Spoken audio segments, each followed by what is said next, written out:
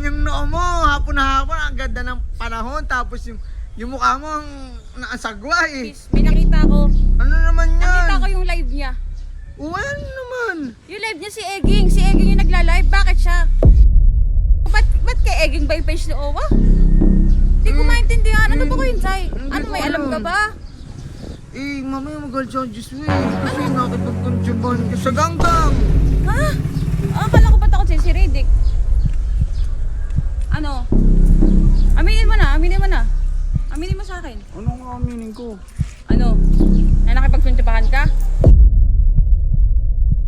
Tingnan nyo guys oh. Tingnan nyo. Busy si Madam Yel. Lapitan natin. Tingnan nyo kung paano ka busy oh. Parang, tingnan mo ang aga-aga nakakunot na naman. Ay, sa bagay hapon na. Yel! G! Nakakunot na naman yung noo mo. Hapon na hapon, ang ganda ng panahon. Tapos yung mukha mo ang naasagwa eh. Kasi kayo na pa ako nag-aantay, wala si Joshua. Oh, namimiss mo agad. Kasi siya namimiss. May nakita ko. Ano naman yan? Nakita ko yung live niya.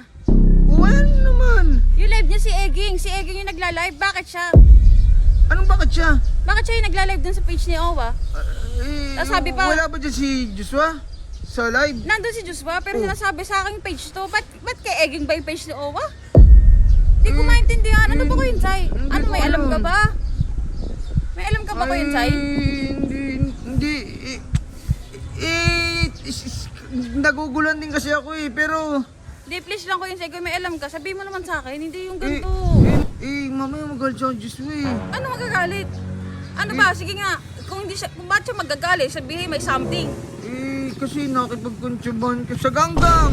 Ha?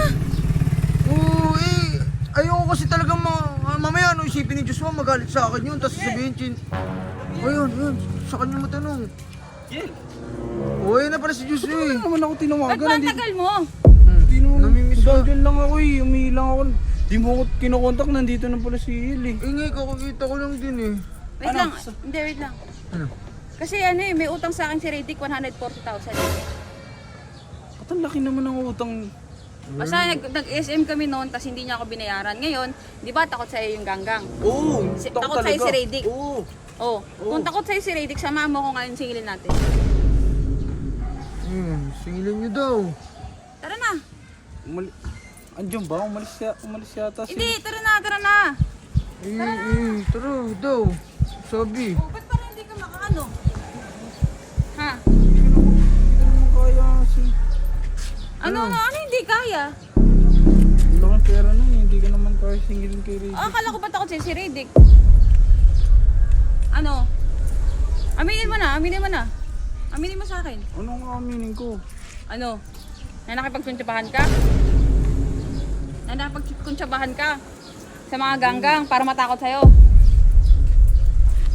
Dahil na, binigyan kita ng pagkakataon. Oo, binigyan kita ng pagkakataon, tapos ganyan gagawin mo? Nakakaasar ka, di talaga ako nagtiwala dito, Kuya Ensay. Teka lang, Yel. Ano? Yel. Teka lang, Yel. Ayoko na makita yun.